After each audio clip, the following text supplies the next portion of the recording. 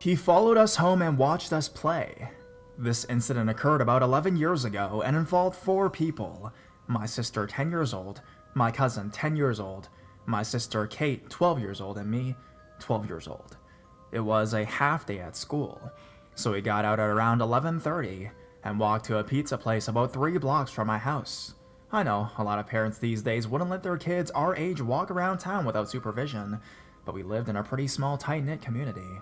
Anyways, when we left the pizza place, I noticed an older guy, maybe in his 50s or 60s, standing outside the door. I really only noticed him because he looked unkempt, like stained oversized white shirt and baggy sweats, and we didn't have many homeless people around town back then. I didn't really give him a second thought, and we stopped into the corner store for some candy and snacks, but then he was waiting outside that store too. I lingered a bit to let my younger sister and cousin walk ahead so I can keep an eye on them, something one of my older sisters taught me. Kate had the same suspicion I did, so we decided to test it. We deliberately stopped walking as he was crossing the streets, and he stopped dead in his tracks, looking casually away when we turned to look at him. So this was one of those shit moments. We knew this guy was following us, but we didn't know what to do. We didn't want to walk home, especially since I only lived with my mom. We also didn't have cell phones. We walked down our block, and of course he followed, which was another shit moment, so we decided to separate to knock on a couple of our neighbors' doors. One of our friends answered, but his parents weren't home, so he invited us into his backyard to play. While we were back there playing, this guy stood out front and just watched us, waiting. Finally, this kid who lived next door came by the backyard, and we went with him to tell his dad what was up. His dad came out to talk to this guy, who was standing in front of his house now, and their conversation went along something like this. "Hey, what are you doing out here?" "I live in the house," points to Dad's house. "No, you don't. I own this house. Why don't you get out of here? I don't want to see you around here again or I'll call the cops." The guy went on his way, and we finally went home to tell my mom what happened. I saw him a few weeks later at a local boardwalk concessions place. I don't remember if he saw me, but nothing happened. I'm not sure what his plan was. There were 4 of us, then 6 when we went into the backyard. Maybe he was waiting for one of us to separate from the group. Maybe he just enjoyed watching little kids. I honestly don't know if I want to know. And guy who followed us home, I hope we never meet again.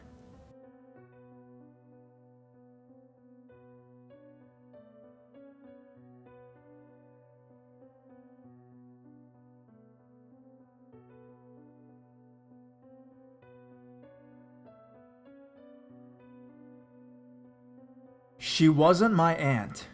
It was February 2010 and I was 7 years old. My mom would let me walk home from school as my apartment was just a little ways away from the school. There was never any problems with this. But one day, when I was walking home from school, a black car pulled up next to me. For the life of me now, I can't remember what kind of car it was. The window to the car rolled down, and there was a woman with red hair. She looked to be about 45 years old. She introduced herself as Erica, and said that she was my father's sister. My father left before I was born, and we don't have any contact with his family. Although I didn't know much about my father at the time, I did know that he only had brothers, because just days before I was asking my mom rapid-fire questions about him, and one of them was if he had any brothers or sisters. Anyways, instead of telling Erica that he didn't have any sisters or just walking away, I told her my name and she started asking me questions like, "Where do you go to school and how's your brother?" I got really creeped out by these questions and told her I wasn't supposed to be talking to strangers and started walking away.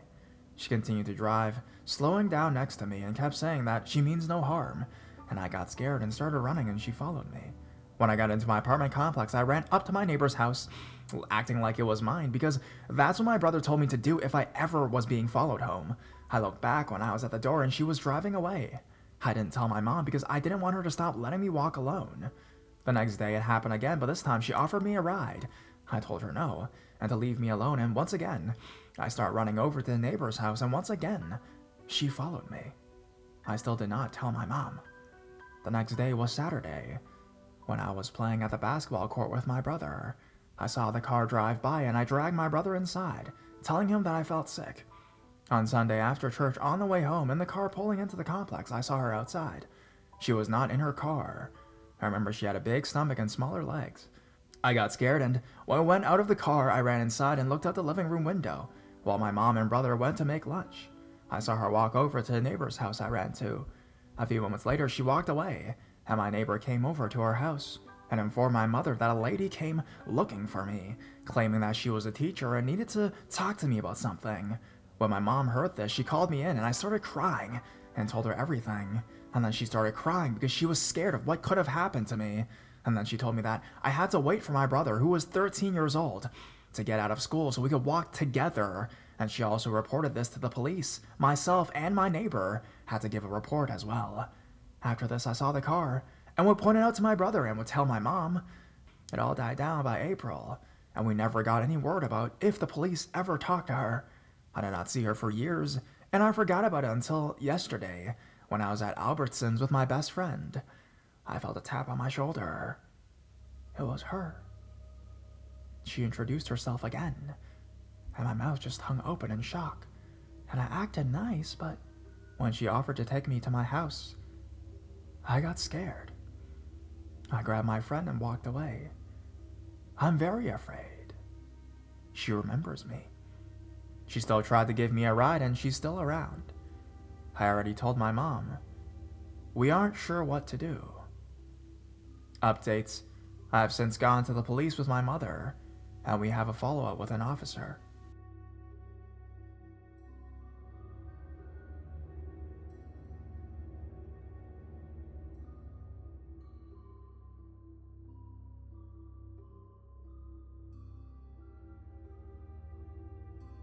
Child predator tried to figure out where I lived. So to start, I'm very new to this page, and I'm not a very good writer, so bear with me. I live in a very small town with a population of about 6,000 people, and pretty much everybody knows everybody here. I attend a local church, and we're having a special Easter service, so we were handing out little posters to invite people to attend. One day, I was walking home from school, because I only lived down the road, 15-minute walk, and I stopped at a couple of small trailers and noticed a guy sitting outside smoking. I figured this was a good opportunity to invite him. He was a tall white man, probably in his 50s. I believe these trailers were used by Siebes. I'm not sure, but I think the people living there were under restrictions and couldn't go out often and stuff like that. Anyways, he accepted the poster and then he began to say some sexual stuff to me that took me by surprise. So I quickly told him to think about the invite and I booked it home. I'm pretty much neighbors with this guy and I have to pass him every day after school. My mother came home shortly after and I told her the whole thing. We called the police and of course, because no crimes were actually committed, the police themselves couldn't do anything about it. The police officer did talk to him and he denied all of it. The following day, I was walking home from school and as I come by his trailer, he was standing there waiting for me. He began to follow me home and I knew I had to do something, so he couldn't figure out where I lived. I'm only like a minute away from that place. I decided to turn around and confront him to his face. I quickly stopped and yelled, "What do you want?" He said very quietly, "I just wanted to come over to your house and talk about that invite you gave me." Very angrily, I told him he better turn around now, which worked. 2 weeks after that, he went to the local public pool and lured away a small boy and sexually assaulted him, and then tried to lure away a little girl, but thankfully, a lifeguard noticed and called the police. He was never jailed because they deemed him too mentally ill for jail. He was put in some kind of permanent lockdown. For all I know, he could still be here in town. It's just crazy thinking back at how that could have happened to me. Just wish I could have done more to prevent what happened to that poor boy.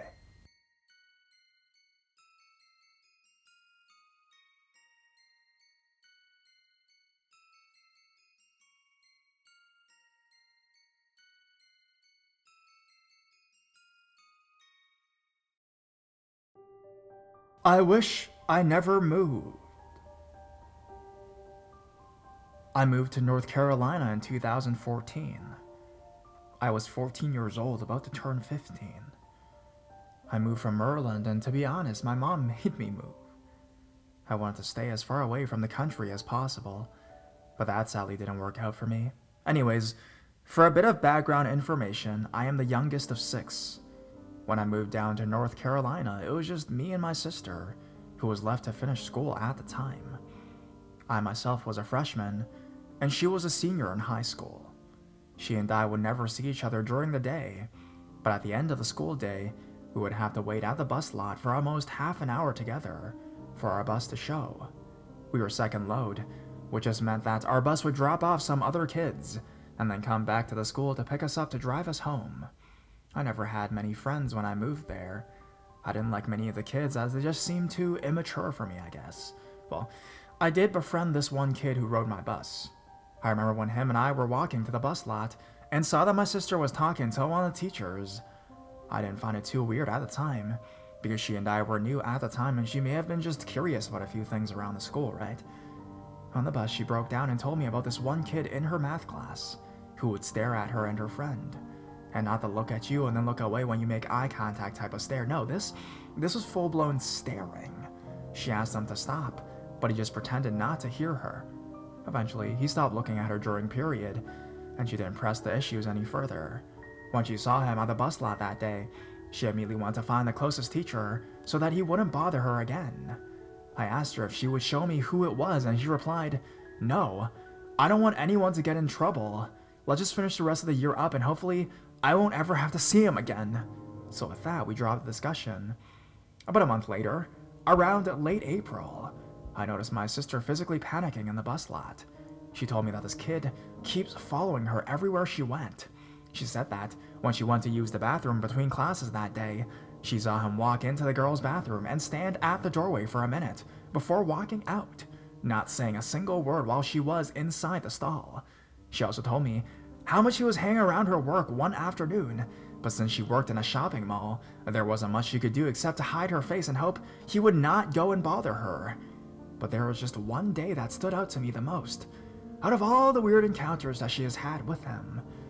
It was one of the last days of us having experiences with him, which truthfully wasn't much. I can count the amount of times on one hand, actually. My sister texted me during second period to ask me to walk her to the remainder of her classes. So that way, the kid was less inclined to follow her, but even with me there, he still followed. As I was using the water fountain, she was using the bathroom when I heard a scream come from there. I ran there since I was the only one in the hallway. As I ran in there, all I see is the kid pressing his face against the stall door. I screamed at him to leave, and as he turned towards me, he just stared at me with this confused look on his face.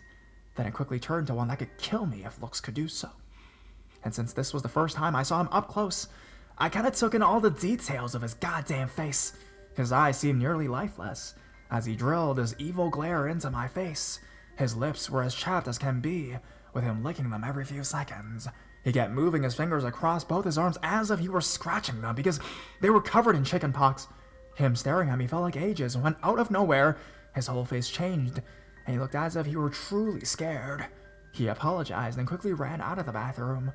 My sister emerged from the bathroom stall a few moments later in tears.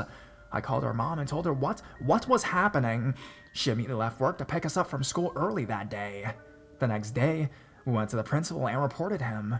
He got a 3-day suspension for that incident and wasn't allowed to speak with my sister after that. He didn't get classes changed, and the school refused to allow my sister to change hers, claiming that it was too late in the year or something like that, I don't know. And after 2 weeks of no incidences happening, he simply vanished without a trace. After a few days of not seeing him around, I asked my friend, who knew the kid's dad since he worked for his hardware store, what happened to him. What he told me still sends shivers down my spine. Even to this day. He told me, "You haven't heard? I figured everyone around the city would have heard by now." He proceeds to say the following. The kid was found raping his little sister by his mom. The mom tried to stop him, but the son beat her and raped her as well. When the dad came home later that night, he saw his wife and daughter crying in the room, while the son was asleep in his bed. When the cops arrested him, all he told them was that he regretted not doing it to the girls in his math class. I honestly wish I never asked him that question. It still makes me want to throw up thinking that this could have happened to my sister. Has she not asked me to walk her to her classes that very day? I was never the protective type before that, but now I don't hesitate when it comes to being wary with new people, especially when it comes to those who clearly don't belong in society.